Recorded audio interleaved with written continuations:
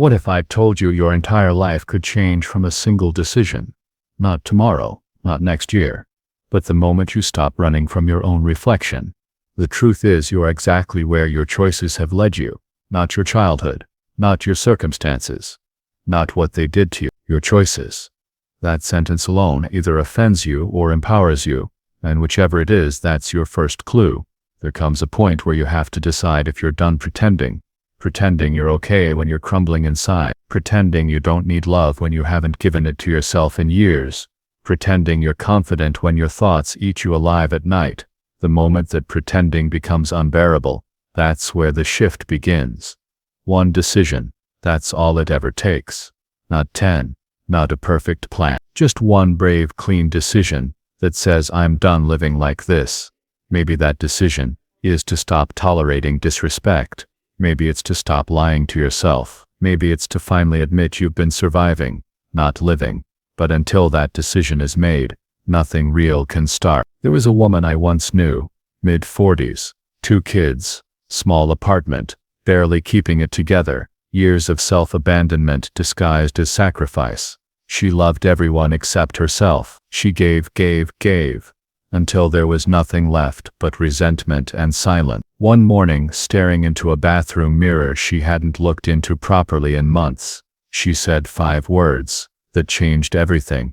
I can't do this anymore. She didn't yell, she didn't cry, she just meant it. And for the first time in years, she followed through. She made one decision that day, not to fix her life, but to stop betraying herself. That's where it begins. Not with fixing, with refusing to keep bleeding for a life that doesn't feed you. Ask yourself this: if nothing changes, where will you be in 5 years? Still blaming the same people, still chasing validation from those who never saw you, still afraid of disappointing others while you disappoint yourself daily. You don't have forever, and you don't need forever. You need now, because every moment is a vote for who you're becoming. The way you talk to yourself, the way you eat, the way you show up when no one is watching. These aren't just habits. These are declarations. They tell the world what kind of person you believe you are, and the world responds in kind. You want love? Start by not abandoning yourself when you feel unlovable. You want respect? Start by saying no to what insults your worth. You want peace? Stop feeding the war in your own head. Self-love isn't soft. It isn't bubble baths and scented candles and long speeches about empowerment. Real self-love is refusing to betray yourself just to keep others comfortable. It's walking away from the familiar pain. It's standing in the quiet and saying, I matter even when I'm alone. And yes, it's uncomfortable at first, because if you've spent your life hating yourself silently, love feels like arrogance, confidence feels like pride, boundaries feel like betrayal. That's how broken systems keep you stuck by twisting your healing into something shameful. But here's the truth. Your life will rise or fall based on the standard you set for yourself. Not what you post, not what you say, but what you allow, what you tolerate, what you reinforce through action. It's time to stop treating self-respect like an optional luxury. It's the foundation, because nothing in your life will ever consistently grow beyond your opinion of yourself. And your opinion of yourself is being shaped, daily, by how you live. You don't have to wait for confidence to act. Act like someone who matters, and the feeling will catch up. Speak like someone who deserves to be heard, and the inner voice will soften. Stand like someone who knows their worth, and eventually the weight of your past will start to lift. But it begins with a single choice, the kind that rearranges everything, not because it changes the world, but because it changes your position in it. That's the decision most people avoid, the one where you stop asking for permission and start reclaiming your space. Maybe you've been taught that love is something you earn, through perfection, through people-pleasing, through keeping quiet. But the truth is, love, especially self-love, isn't earned. It's remembered. It's the part of you that was never lost, just buried under years of forget. When you reconnect with that, you stop chasing scraps. You stop lowering your standards just to be chosen. You stop staying where you're tolerated and start building a life where you're celebrated by yourself. First, most people wait for the right time, wait to feel ready, wait for someone else to tell them they're good enough. And in all that waiting, they lose the most valuable thing they have, time. Because the only thing that changes your life is action, not emotion, not intention, but action. One decision made from self-respect is louder than 1,000 apologies whispered in fear. One decision to protect your peace is more powerful than years of approval seeking. One decision to protect your peace is more powerful than years of approval seeking. One decision to walk away from what dims your light is worth more than a lifetime of trying to fix broken people. And here's what most people don't understand. Your future doesn't need more planning. It needs more truth. The truth about what's draining you. The truth about what you're afraid to admit. The truth about who you are when no one is watching. That truth will set you free. But first, it'll demand everything that's been holding you back. That's why most avoid it. Because it's easier to pretend, easier to blame, easier to say, I don't know where to start, than to start where you are with what you have, with who you are right now. If you want to strengthen your self-love, start with your standards. What are you allowing that your highest self would never accept? What lies are you still calling truth, because they feel familiar? What version of you are you protecting that's already outgrown? Self-esteem isn't built through positive thinking. It's built by positive action. Every time you say no when you used to say yes, just to avoid conflict. Every time you speak your truth even when your voice shakes. Every time you get back up after failing without making it mean you're a failure. That's how you build it. And it won't happen all at once. That's not how anything real is built. But it will happen, one decision at a time. One morning you get out of bed when everything in you says stay down. One night you leave a conversation that doesn't honor you. One moment you look yourself in the mirror and say, I'm proud of you, even if no one else does. These are the bricks. This is how you build, not by waiting, not by wishing, but by doing what the version of you who loves themselves would do, even if you're still learning to believe it. And here's what changes when you do that. You stop waiting to be chosen. You stop hoping someone else will hand you the permission slip. You stop shrinking. You stop settling. And you start living like someone who remembers who they are. Because you've never been lacking, just distracted. You've never been broken, just convinced that pain meant something about your worth. But once you stop giving your power to the past, to the people who left, to the voices that told you you weren't enough, once you bring it back to your own hands, that's when love becomes your foundation. Not a reward, not a fantasy, a foundation. And when love is the foundation, everything changes. What you accept, what you expect, what you build. Because love doesn't just feel good, it makes you strong. And strength is what you'll need. Because this work, this rebuilding, this reclaiming, it's not a weekend project. It's a decision you'll make every single day. And some days you'll feel like giving up. But here's the part no one tells you. Those are the days that count most. Those are the days that sharpen you, shape you, reveal you. That's why what comes next isn't about pretending to be someone new. It's about planting the right seeds and learning how to grow from the inside out. Growth is never accidental. It's planted with your thoughts, with your words, with your habits. Every single thing you do is either watering your strength or feeding your fear. That's the truth. No one can avoid. You don't rise because life gets easier. You rise because you get stronger. And you don't get stronger by waiting for someone to save you. You do it by becoming your own source. No one's coming. That's not the harsh truth. It's the empowering one. Because the moment you realize it, you stop waiting and start building. You stop hoping someone will see your value.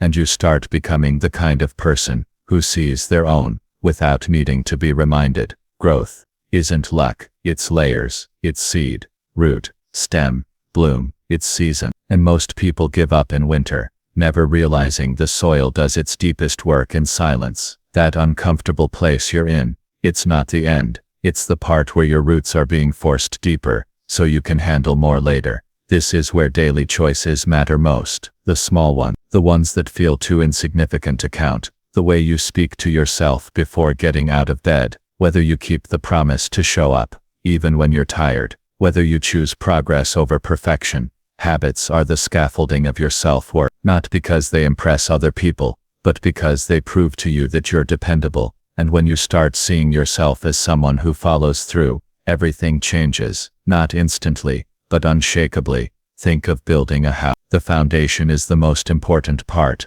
but it's also the least visible. You don't walk by and compliment the concrete. You don't throw parties for the framing, but without it, nothing stands. That's what daily disciplines are. They're your framing, your structure. You don't get to skip them and expect something beautiful to last. And it's not about doing big things. It's about doing small things consistently, reading one honest sentence that reorients your thoughts, speaking one word of encouragement to yourself when no one else does, refusing to betray yourself, even in small ways. The world doesn't reward talent. It rewards discipline. It rewards consistency. It rewards those who keep showing up, especially when there's no applause, especially when it's hard, especially when they feel like quitting. This is where most people fail themselves. They confuse feeling motivated with being ready. They wait for passion instead of building systems. But discipline isn't a mood, it's a muscle. The more you use it,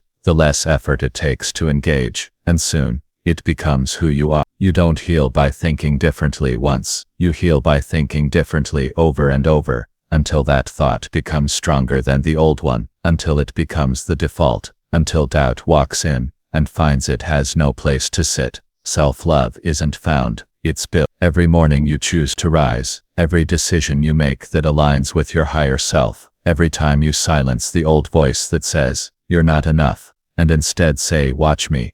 That's the power of repetition. That's the power of replacing what's easy with what's effective. The seasons of your life will shift. Some will test your patience. Some will break what's weak, but nothing is random. Life runs on patterns, patterns of thoughts, patterns of beliefs, patterns of action. And when you learn the pattern, you learn the power. Every winter prepares you. Every storm reveals your structure. And every challenge is not asking you to break. It's asking you to respond. Because how you respond defines what happens next. When the hard season comes, and it always will, it doesn't care about your excuses. It won't be impressed by your intentions. It listens only to your structure, what you've built, and if you've built from truth, not appearance. If your habits match your highest identity, you'll stand. If you've been hiding behind noise and motion, pretending to grow while staying the same, the storm will expose it. That's not punishment, that's revelation. And once you see the pattern, you stop fearing the pain. You start asking different questions. Not why is this happening to me, but what is this trying to teach me? You stop reacting. You start responding. Every challenge brings two gifts, the discomfort and the decision. The discomfort shows you what's weak. The decision gives you the chance to strengthen it. But if you avoid the discomfort, you delay the growth. You can't protect your comfort and your purpose at the same time. You have to choose. And the moment you start choosing growth over approval, growth over ease, growth over fitting in, that's the moment you become your own source. And when you're your own source, you stop begging for crumbs. You stop molding yourself to be accepted. You stop shrinking so others don't feel insecure. You start speaking clearly, walking steadily, living freely. The key is recognizing your patterns, not just the patterns that hurt you, but the ones you don't even notice, the ones that say, "It's fine," when it isn't, the ones that say, "Next time," when it should be now, the ones that say, "I can't," when what you really mean is, "I'm scared." Start tracking them. Keep a mental notebook. Every time you feel small, ask, what thought came first? Every time you avoid action, ask, what story am I believing right now? Because the more you observe your patterns, the more power you have to break them. And once you break a pattern, even once, you open the door to a different outcome. You start to realize that peace isn't something handed to you. It's something you build, block by block, decision by decision. And those decisions are rarely flashy. They look like going to bed on time, drinking water, choosing to forgive someone who'll never say sorry. Not because they deserve it, but because you do. They look like telling the truth when a lie would make things easier, walking away from what's familiar but not fruitful, staying grounded when your past tries to drag you back. Growth is boring before it becomes beautiful. But boring is not the enemy, boring is the path. The extraordinary is built on ordinary, repeated with discipline. Every great outcome has a quiet process, and the more you fall in love with the process, the less power the noise has over you. You'll notice that chaos starts to shrink, not because life gets easier, but because you do. You stop getting pulled into drama. You stop seeking distraction. You stop feeding the fire of your own fear. Because once you begin to see yourself as the one who creates peace, creates momentum, creates clarity, then you stop waiting to be rescued and start becoming the builder. And when that happens, your whole life starts shifting. Not because anything outside changed, but because your alignment did. You stopped outsourcing your strength. You stopped looking for proof. You decided to live as if you were already worthy. And when you live like that, everything starts to move differently around you. But it can't be a one-time choice. It has to become your new rhythm, a discipline, because nothing real is built without repetition. One seed planted once won't feed you. One thought practiced once won't transform you. You keep showing up. You keep tending the soil. You keep building your character like it's the foundation for something permanent, because it is. And even when no one sees it yet, even when the results don't show, even when you're tired and doubting and tempted to quit, you remind yourself, I'm not here to impress, I'm here to become. That's the work that makes you unshakable. That's what forms real self-love. Not noise, not comfort, not praise, but the daily decision to honor yourself through action, because action is truth, and truth will always call you higher. So the question becomes, what actions will you repeat until they become your default? What choices will you make, even when they're inconvenient, that remind you who you're becoming? Because everything you want is already within reach, but only if you become someone who reaches. And becoming that person, solid, steady, grounded in truth, is what turns self-love into more than a feeling. It becomes your structure. It becomes your fuel. It becomes the reason you keep going. Not for applause, not for validation, but because it's who you are now. And that kind of person doesn't wait to be told. They move like they already know. And the more you walk that path, the clearer it becomes. Not easier, not lighter, but clearer, because you've become someone who doesn't need the conditions to be perfect. They just need to keep going. If your life isn't changing, it's because your standards haven't. That's not a judgment, it's a mirror. The standard you hold yourself to either builds your future or keeps you repeating the past. There is no neutral. You don't stay the same. You either rise or you slide. The discipline of self-respect begins where excuses end. And for most, that's where the discomfort begins. Because it's easy to say you want more. It's easy to talk about growth, healing, purpose. But nothing changes until you stop negotiating with your weakness. Until you stop justifying behavior that's beneath the person you were born to be. Excuses feel protective, but they're a prison. They dress up in logic, in fairness, in not the right time. But all they do is buy you more of the life you say you don't want. You can't keep choosing what's familiar and expect to feel fulfilled. You can't keep blaming people, timelines, or emotions while calling it growth. Growth looks like taking full ownership without needing a villain. That means no more saying, I'm like this because of what happened. It means saying, this happened, but it doesn't get to run my life anymore. That's not denial, that's power.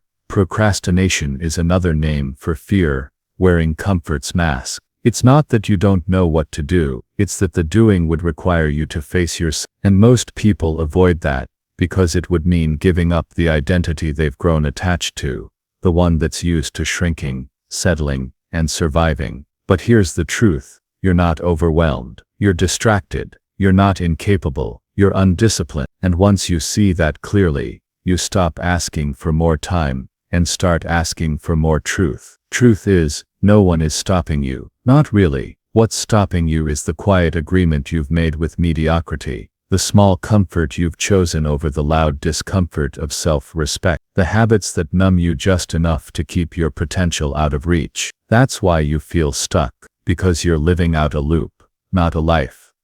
Mediocrity has a voice. It whispers, "Start tomorrow." It says, "One more time won't hurt." It says you've already come far enough. But mastery speaks in silence. It doesn't need to convince, it moves. It doesn't beg for comfort, it makes peace with discomfort. You have to choose which voice leads your life. And that choice happens every day, in small quiet moments. When the alarm rings and you don't feel like getting up. When a conversation needs honesty, and silence would be easier. When the task is boring, but the future you want depends on it. The person you want to become is built in those exact moments. So here's a simple framework, one you can start today, not someday. 5 actions, done daily, that train your mind and your spirit to return to truth. First, 1 act of honesty with yourself. No filters, no stories, just the truth about where you're lying, avoiding, pretending. Call it out, write it down, say it aloud. Clarity is impossible without honesty, and healing is impossible without clarity. Second, 1 act of courage. It doesn't have to be big. Maybe it's saying no, maybe it's saying yes, maybe it's asking for help, maybe it's taking the step you've avoided for years. But do it. Prove to yourself that fear doesn't have the final say. Third, 1 act of self-care, not comfort care. That means doing what strengthens you, not what numbs you. Feed your body something real, move it with intention. Rest when it's earned, not when you're hiding. Fourth, 1 act of service. Get out of your own head, offer value, encourage someone, give without expectation. Nothing centers you like remembering the world isn't all about you, but your presence in it matters. Fifth, 1 moment of silence. No noise, no distraction, just stillness. Breathe. Listen to what rises. Most people live so fast they never meet themselves. This 1 minute might be the most powerful of your entire day. These 5 acts won't fix your life overnight,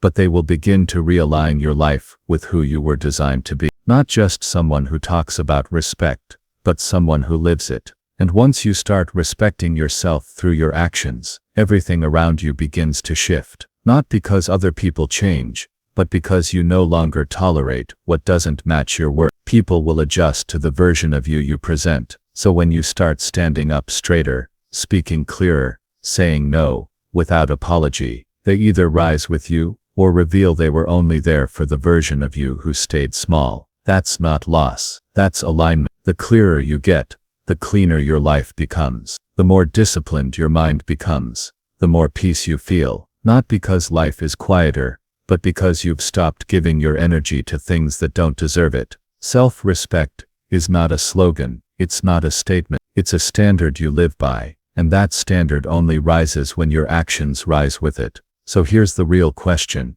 what would your life look like if you stopped breaking promises to yourself? If you treated your own word like something sacred? If your daily routine became a declaration of your worth? Most people are chasing results while running from discipline. That's why they keep restarting. That's why they feel like imposters. Because when your actions and your identity don't match, shame will always fill the gap. But that changes the moment you make your life match your message. Not through perfection, through integrity, through accountability, through consistent alignment. And yes, it's hard. It's supposed to be, but not because you're broken, because you're built. And anything worth building requires resistance. That's how you grow. That's how you prove to yourself that you are more powerful than your patterns. Every time you do the hard thing instead of the easy one, your self-respect strengthens. And eventually, you become someone who doesn't need to pretend anymore, because your life speaks for itself. You want to love yourself more. Start keeping your own word. Start showing up for yourself when it's inconvenient. Start acting like your future is worth protecting. You don't need more motivation. You need more movement. 1 decision, 1 action, 1 pattern broken. That's how change begins. And the moment you begin to act like you matter, your life will start reflecting. Not because things outside of you suddenly shift, but because your standard rises so high that the old world simply can't reach you anymore. So stop waiting for the confidence to begin. Start with courage, Let confidence be the side effect. You already know what to do. You've always known. What you need is not another plan, but a decision to become someone you can count on, a decision to become someone who doesn't lower their standard just because no one else is meeting it. The day you stop abandoning yourself is the day your real life begins. And from that day forward, self-love isn't a task, it's a reflection. It's in your walk, your tone,